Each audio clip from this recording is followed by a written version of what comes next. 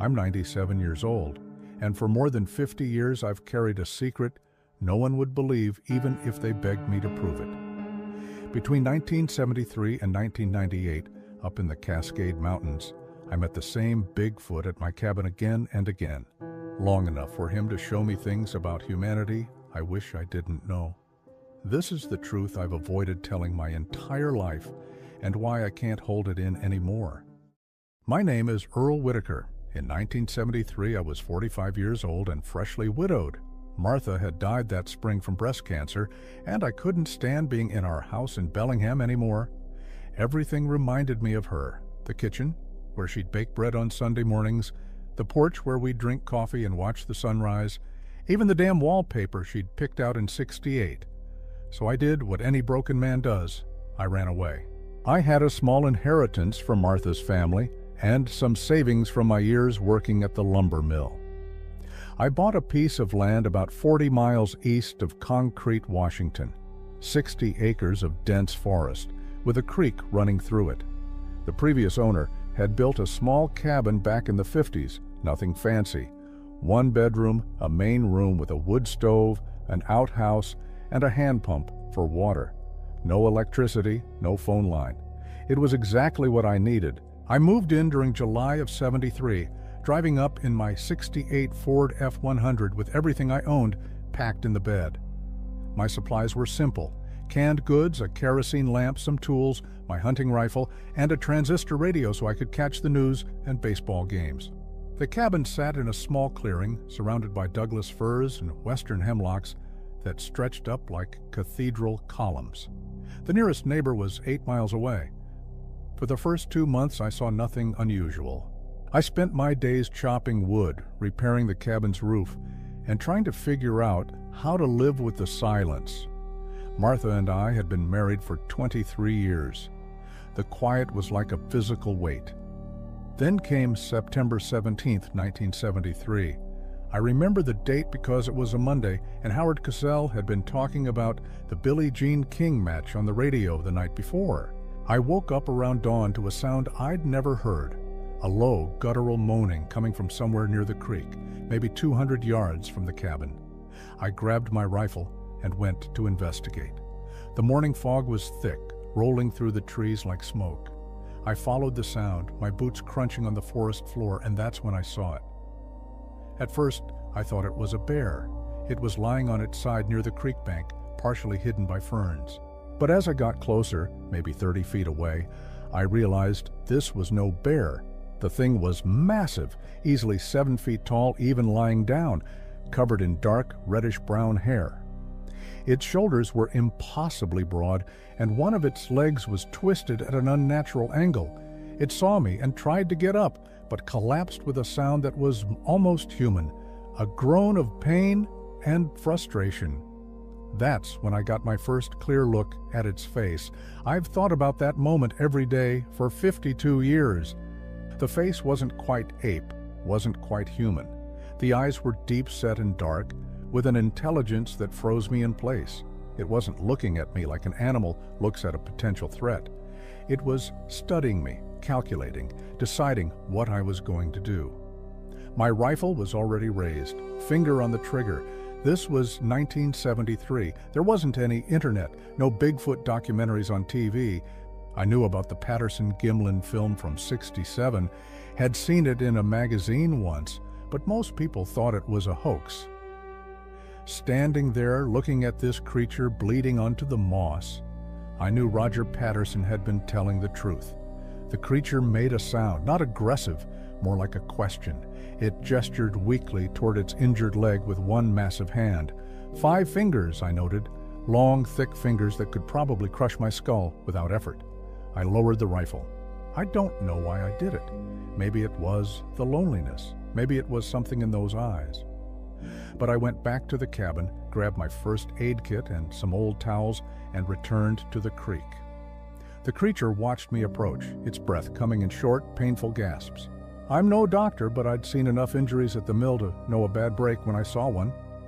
The lower leg bone, the tibia, I think, was fractured, probably from a fall. I had no way to set it properly, but I could clean the wound and try to stabilize it.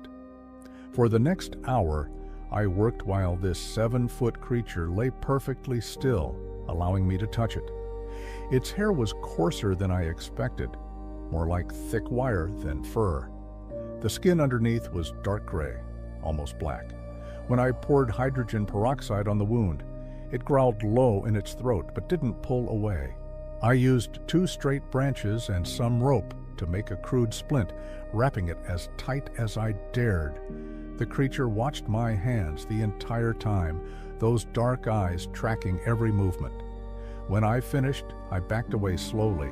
The creature sat up, a movement that took obvious effort, and looked down at its leg, then back at me. It made a sound I can only describe as acknowledgement, not quite a grunt, not quite a word.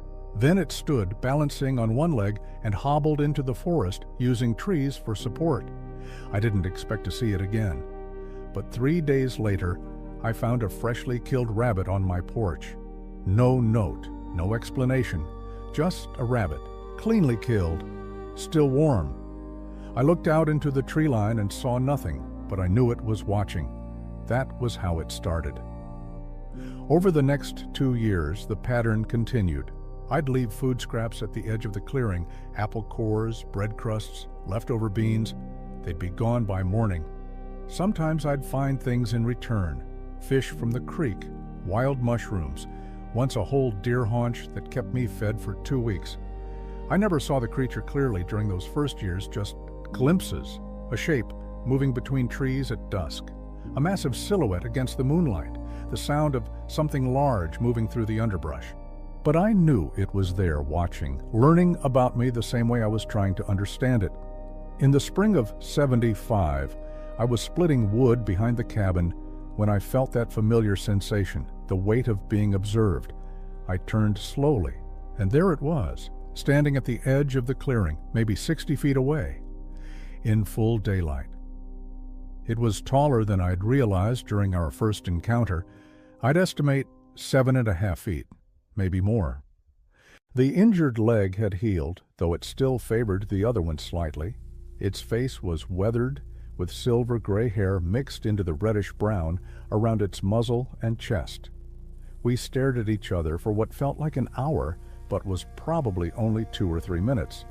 Then I did something crazy. I raised my hand in a wave. The creature tilted its head, considering this gesture. Then, slowly, deliberately, it raised its own massive hand and mimicked the movement. That's when I knew this was going to be something bigger than I'd ever imagined. By 1976, the creature and I had developed what I can only call a routine. Not quite a friendship, that word implies too much familiarity, but a careful, mutual understanding. It would appear every few weeks, always at dusk or dawn, always keeping a respectful distance. I started calling it August in my mind, because that's when our arrangement truly began to solidify.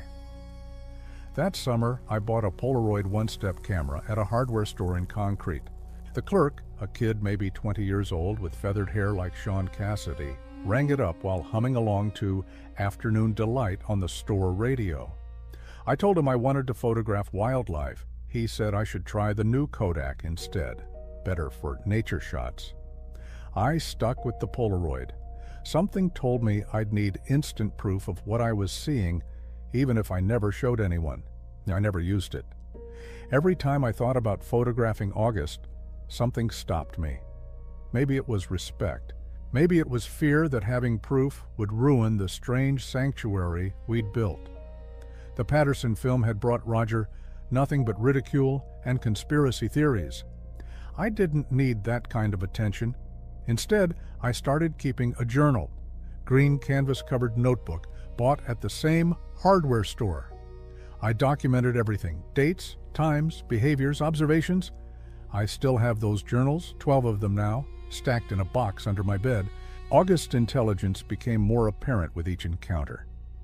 In September of '76, I was working on replacing some rotted boards on the cabin's front steps. I'd set my hammer down to measure a piece of wood, and when I turned back, the hammer was gone. I looked up to see August standing 30 feet away, holding the hammer examining it with the kind of focused curiosity a child shows when handed something new.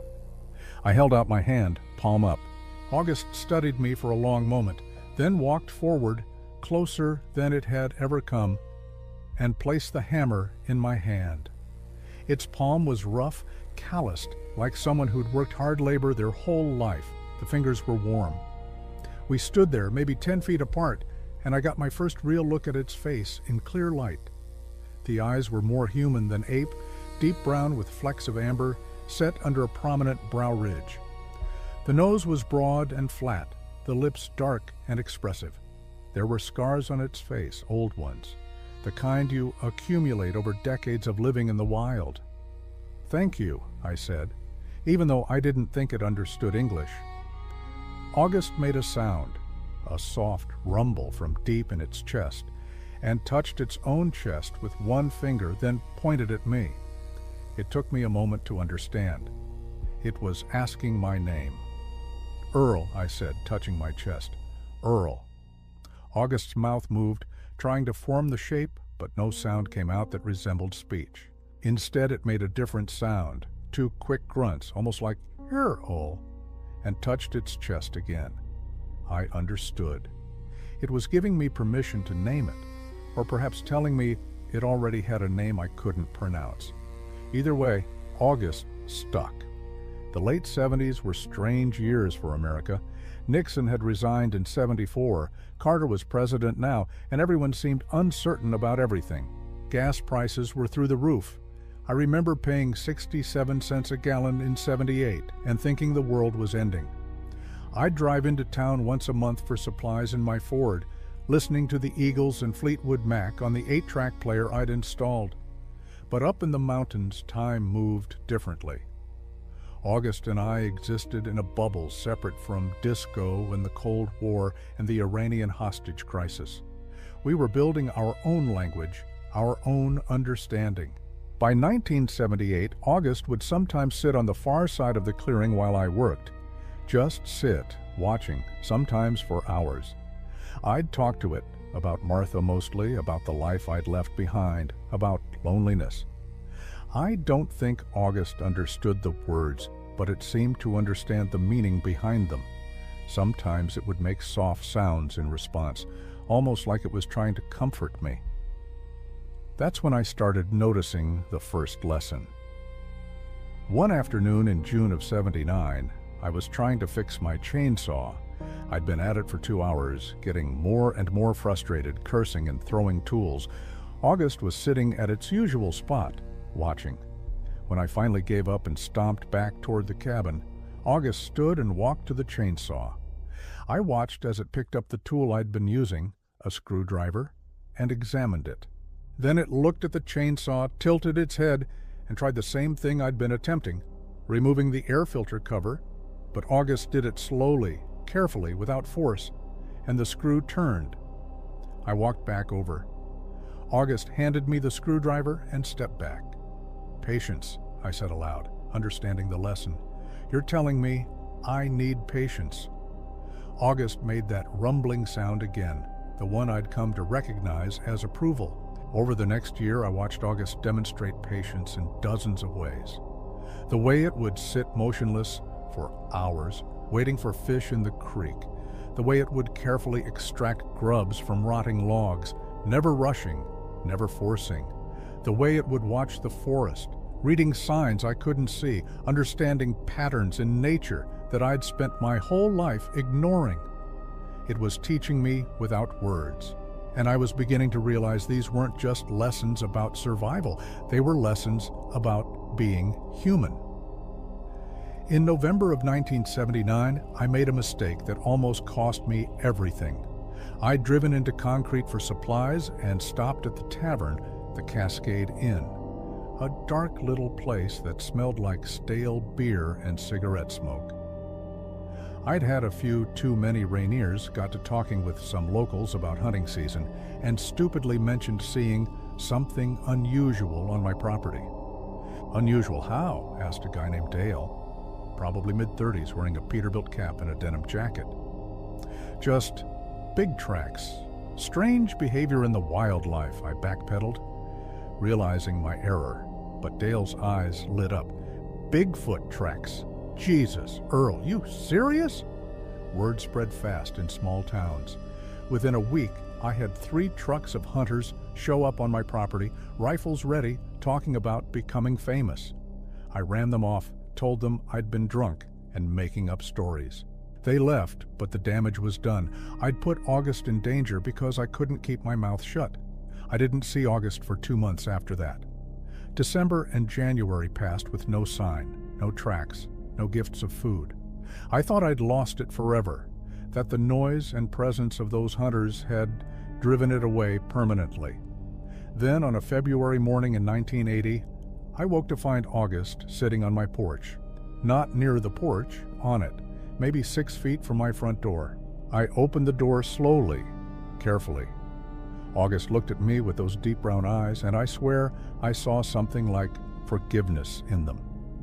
Or maybe understanding that humans make mistakes. August reached into the thick fur on its side and pulled out something small, held it out to me. I stepped forward and took it. A smooth river stone perfectly round the size of a $50, warm from being kept close to its body.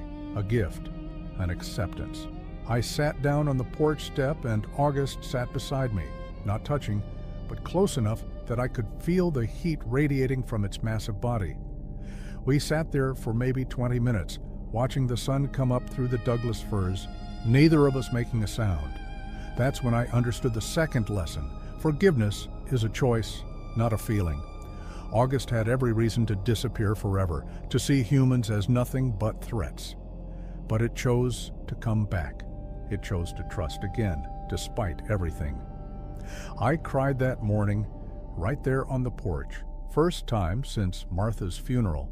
August didn't move, didn't react, just sat with me while I worked through 50 years of accumulated grief. When I finally looked up, August was holding out one massive hand, palm up, an invitation. I placed my hand in its palm, and August's fingers closed gently around it. We sat like that, man and creature, both scarred, both lonely, both trying to understand what connection means, until the sun cleared the mountains. That was the moment our relationship changed from observation to something deeper. Something I still don't have the right words for, even now, 45 years later. The 80s brought change everywhere except my mountain. Reagan was president, MTV launched in '81, and suddenly everyone in concrete was wearing neon and talking about something called aerobics. I'd see it when I made my monthly supply runs. Young people with big hair and boom boxes, the world getting faster and louder. But August remained constant. By 1981, our meetings had become more frequent, sometimes twice a week. August had begun bringing me things I didn't understand at first. Arrangements of stones, carefully constructed piles of sticks, once a perfect circle of pine cones in the clearing. I documented everything in my journals, sketching the patterns, trying to decode meaning.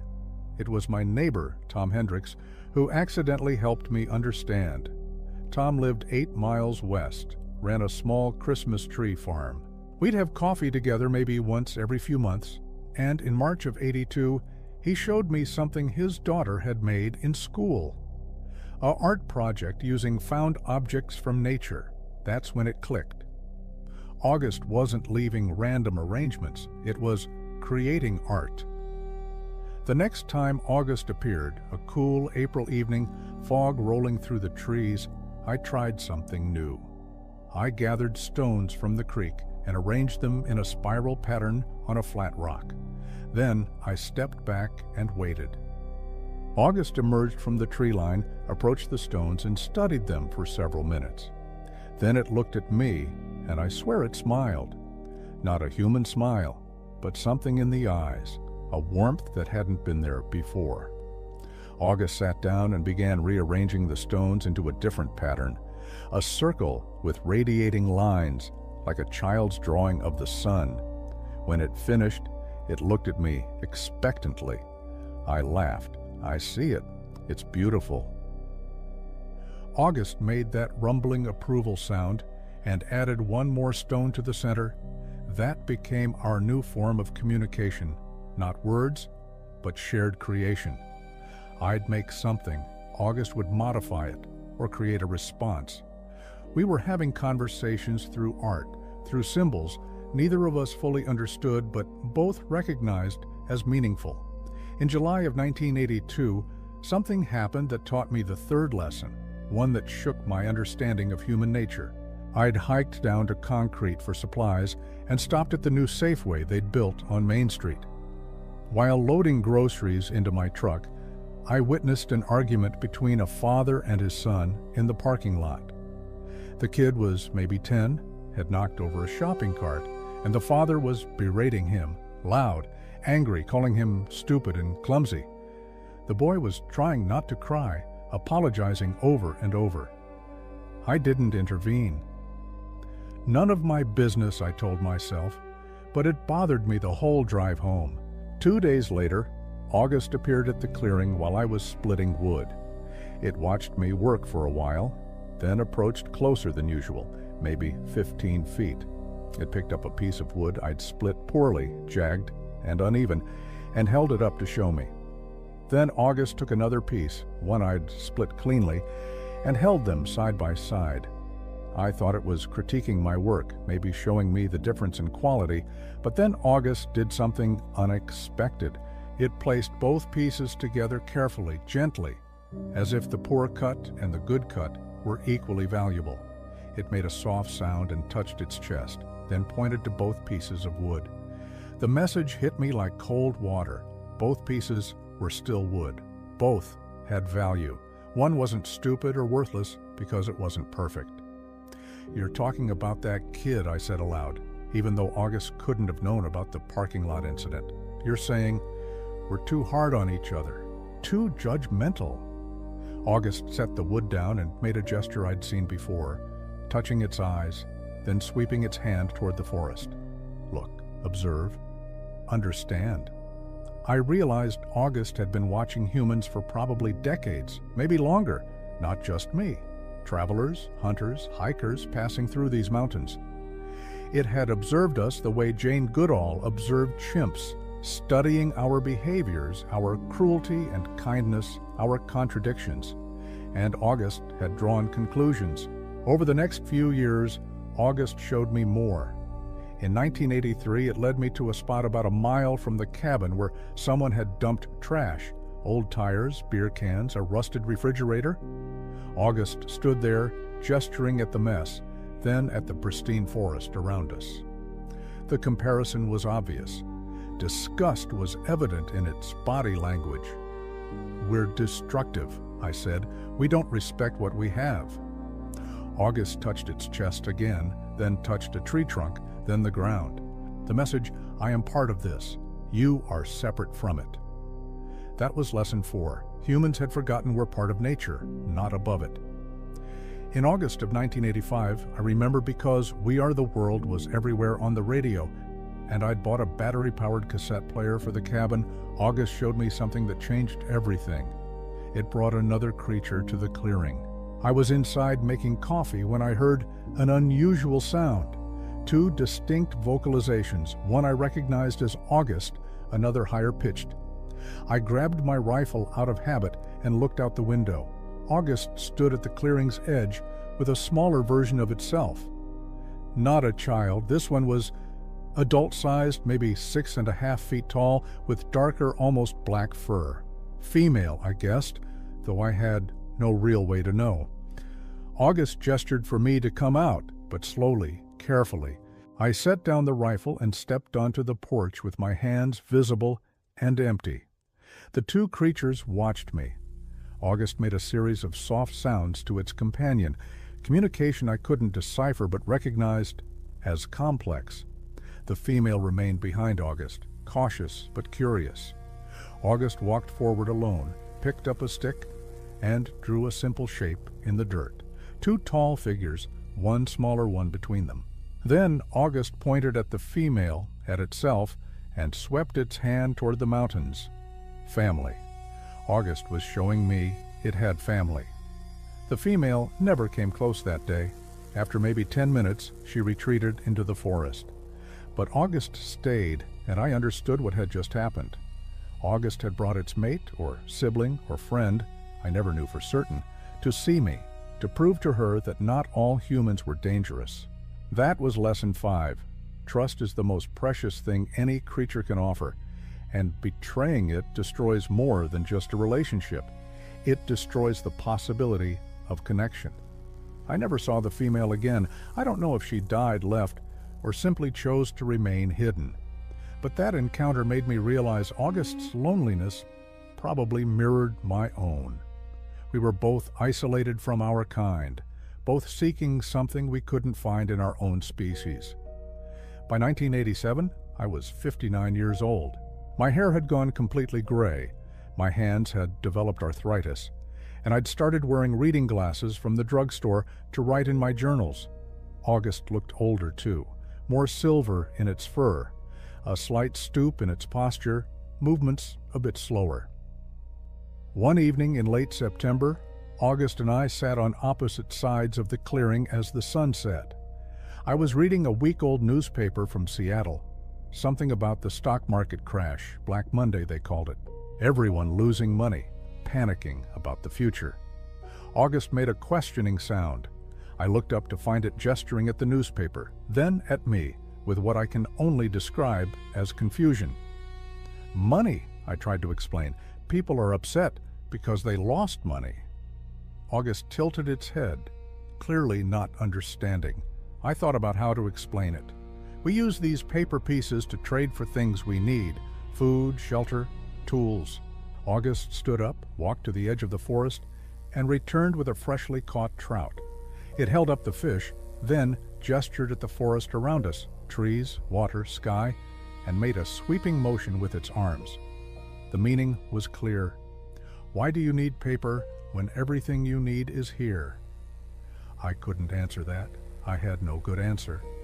August set the fish down between us, a gift like always, and looked at me with something like pity. That's when I understood lesson 6, maybe the most important one. Humans had created elaborate systems of value that separated us from what actually sustains us. We'd convinced ourselves that abstract concepts like money and status were more important than food, water, shelter, connection. We'd made our lives incredibly complicated, and August couldn't understand why. Neither, sitting there in the fading light with arthritis in my hands and a decade of isolation behind me, could I? The late 80s rolled into the 90s, and the world felt like it was accelerating beyond recognition. The Berlin Wall came down in '89. I watched it on a small black and white TV I'd bought at a yard sale, powered by a car battery. The Soviet Union collapsed. The Gulf War happened. Everything was changing, shifting, the old world order dissolving. But my life remained simple. The cabin, the forest, and August. In the spring of 1990, I turned 62. My body reminded me of it constantly. Bad knees from years of labor, a persistent cough from too many winters breathing wood smoke, hearing that wasn't what it used to be. I'd started thinking about mortality in a way I hadn't since Martha died. August was aging too. I estimated it was somewhere in its 50s or 60s, though I had no real way to know. Its movements had become more deliberate, careful. The silver in its fur had spread across most of its chest and face. We were two old creatures meeting in the woods, both aware our time was limited. That awareness changed things between us. In June of 1990, August did something it had never done before. It entered the cabin. I'd left the door open on a warm afternoon, was inside organizing supplies I'd bought in town. I heard heavy footsteps on the porch and turned to see August's massive frame filling the doorway, having to duck to avoid hitting its head on the frame. We stared at each other. This was a boundary we'd never crossed. The cabin was my space. The forest was August's. But now August was standing in my kitchen, looking around with obvious curiosity. It approached my small table, where I'd been sorting through old photographs, pictures of Martha, my parents, our wedding day in 1950. August picked up the wedding photo carefully, holding it in its enormous hands, studying Martha's face with intense focus. That's Martha, I said quietly. My wife. She died a long time ago. August looked from the photo to me, back to the photo. Then it did something that still brings tears to my eyes when I think about it. August touched Martha's face in the photograph with one finger, gentle, reverent, then touched my face the same way. The gesture was unmistakable. It understood loss. It understood grief. It was telling me it knew what I'd been carrying all these years. I broke down, sat right there at my kitchen table and sobbed, while this creature that most people thought was a myth stood beside me, one massive hand resting lightly on my shoulder. When I finally composed myself, August carefully placed the photograph back on the table and picked up another one, a picture of me and 3 other men at the lumber mill, circa 1968. August studied it, paying particular attention to how close we were standing, arms around each other's shoulders, all of us laughing. Then August made a sound I'd never heard before, something between a sigh and a question, and gestured at the forest, then back at itself, alone. You miss them too, I said. Your family, your people. August's response was to gather all the photographs showing me with other people and arrange them in a line on the table. Then it pointed at each person, then at the empty cabin around us, and finally at itself in the forest. Lesson 7 hit me hard. Humans need each other, but we keep choosing isolation. We build walls, create distance, convince ourselves we're better off alone. But we're not. We're dying inside, just like August was, just like I was. We were both living proof that isolation, even chosen isolation, was a kind of slow death. After that day, August came inside the cabin regularly, not every visit, but often enough that I started keeping a chair by the door that could support its weight, a sturdy bench I'd reinforced with extra lumber. We'd sit together in the main room, August examining my books, my tools, my radio with fascination. In November of 1991, I bought a Polaroid camera in town, a newer model, the Spectra system, on sale for $79.99. I'd resisted for years, but I was 63 now, and the thought of dying without any proof of August's existence bothered me more than it used to. When I showed August the camera during its next visit, it recoiled initially, suspicious of the strange device. But I took a photo of the cabin interior and showed it the developing picture. August watched in amazement as the image appeared, then wanted to see more. I took 3 photos that day. One of August sitting in the doorway, backlit by afternoon sun, one of its hand next to mine for scale. One of us both sitting side by side on the porch, taken with the camera timer. I still have those photos. They're locked in a safe deposit box in Bellingham, along with my journals.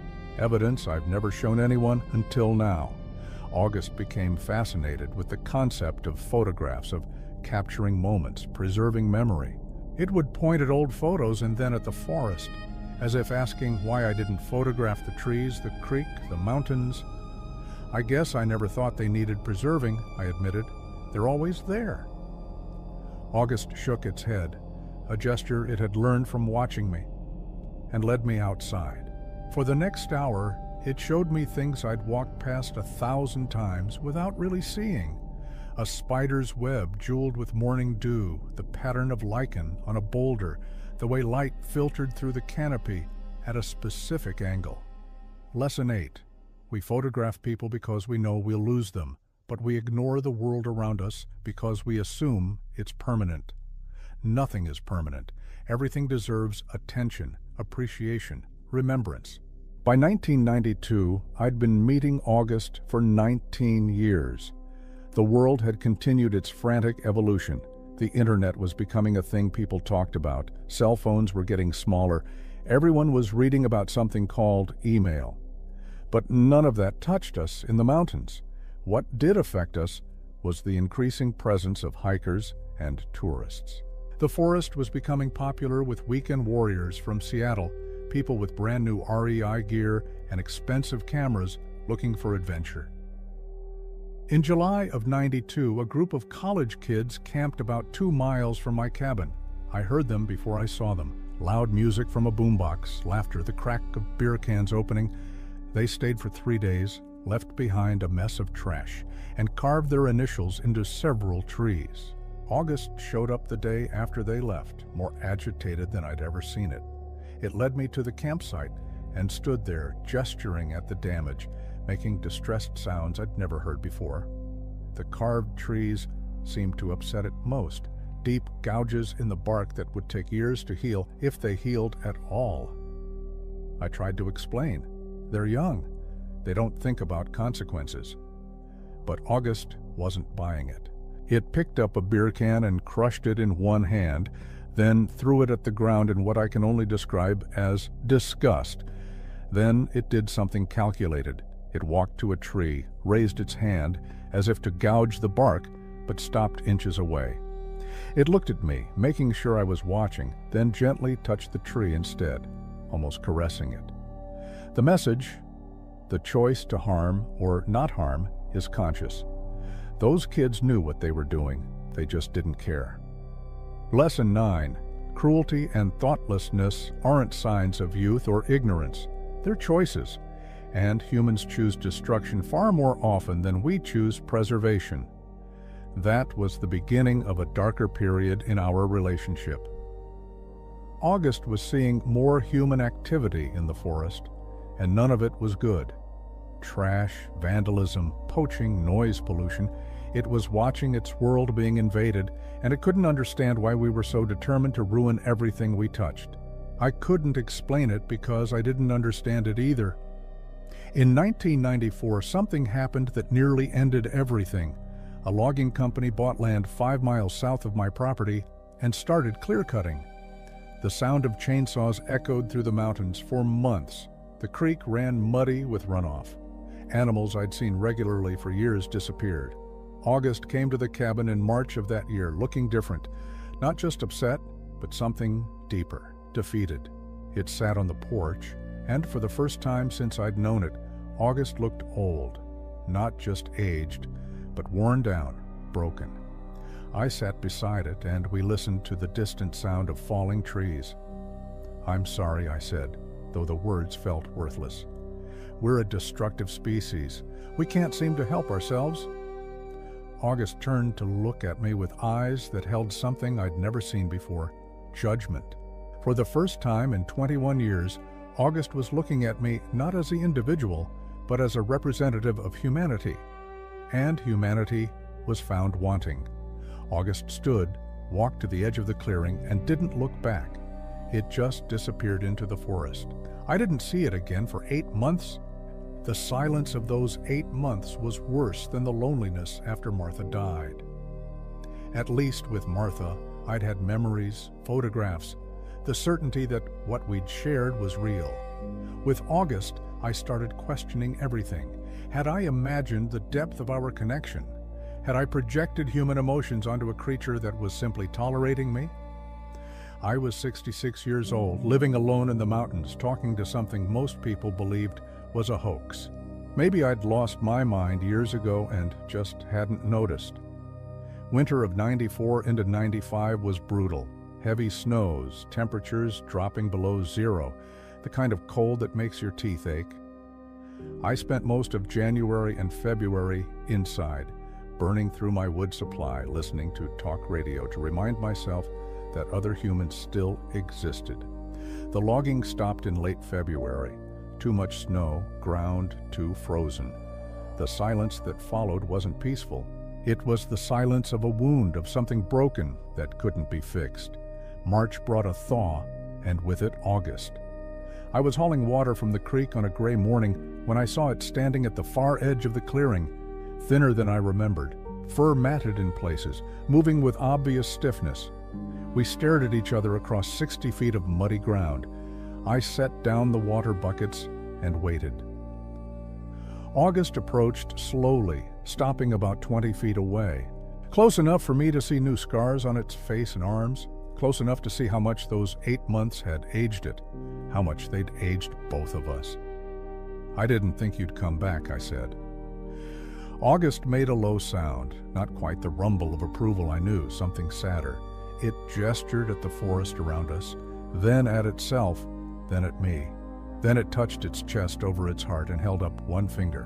One, alone, the same. "Yeah," I said, my voice breaking. "We're the same. Both of us watching our worlds disappear." August sat down heavily, and I sat too, ignoring the cold mud soaking through my jeans. We sat like that for maybe an hour, two old creatures who'd somehow found each other and didn't know how to let go. Finally, August stood and gestured for me to follow. It led me deeper into the forest than I'd ever gone, to a spot about 3 miles from the cabin where the clear cutting had stopped. The contrast was stark. On one side, ancient forest, cathedral quiet and alive. On the other, a wasteland of stumps and mud and shattered branches. August stood at the boundary between the two worlds and touched a massive Douglas fir that had been spared by maybe 50 feet. The tree was old, probably 300 years or more, its bark thick with moss and lichen. Then August walked across the boundary into the clear cut and touched a stump, same size as the living tree, probably the same age, cut down and hauled away to become 2x4s and plywood. August looked at me and I understood lesson 10, maybe the most important one August had been trying to teach me all along. Humans measure value by what we can extract, consume, profit from. We don't see the intrinsic worth of existence itself. That tree had survived 300 years of storms, fires, disease, only to be reduced to lumber because we needed cheap building materials. "We're afraid," I said aloud, trying to make sense of it. "Afraid of not having enough, of not being enough. So we take and take, thinking it'll fill whatever's empty inside us." August made a sound I'd never heard before, something between a growl and a keen raw and painful. Then it did something that broke my heart. August sat down in the clear cut, surrounded by devastation, and put its head in its hands. It was grieving, not just for the trees, but for everything, for its lost family, for the shrinking forest, for the impossibility of stopping what was coming. I sat beside August in the mud and stumps, and we grieved together. Our meetings after that day took on a different quality, less teaching, more companionship. We were two survivors clinging to something that couldn't last, both knowing it but unwilling to admit it. In the summer of 1996, I had a health scare, a small heart attack that landed me in the hospital in Bellingham for 4 days. When I got back to the cabin, August was waiting on the porch. It knew somehow. Maybe it had come by while I was gone, found the cabin empty, sensed something was wrong. August examined me carefully, touched my chest gently, where I assumed it could feel my heartbeat. Then it did something extraordinary. It lay down on the porch and positioned itself so I could lean against it, using its body as a backrest. We stayed like that for hours, August's warmth and steady breathing keeping me grounded. That's when I understood the final lesson, lesson 11. The greatest thing any creature can offer another is simple presence. Not solutions, not wisdom, not even hope. Just the willingness to stay, to be there, to witness each other's existence without trying to fix what can't be fixed. By 1997, I was 69 and August was visibly failing. Its movements were slow, labored. The silver in its fur had spread completely, and there was a wheeze in its breathing I didn't like. I was failing too. 2 more small heart episodes, arthritis so bad, some mornings I could barely make a fist, hearing mostly gone in my left ear. We were running out of time, and we both knew it. August's visits became less frequent, every few weeks instead of weekly, then once a month. When it did come, we didn't do much. Sometimes we'd sit in silence. Sometimes I'd read aloud from books, even though August couldn't understand the words. Sometimes we'd walk slowly through the forest, 2 old friends, saying goodbye to a world we'd shared.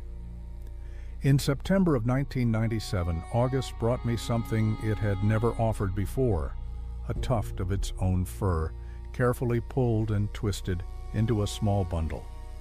It placed it in my hand and closed my fingers around it. A keepsake, a memory, a way to prove, if only to myself, that this had all been real. "Thank you," I whispered, "for everything, for teaching me, for seeing me when I didn't want to be seen."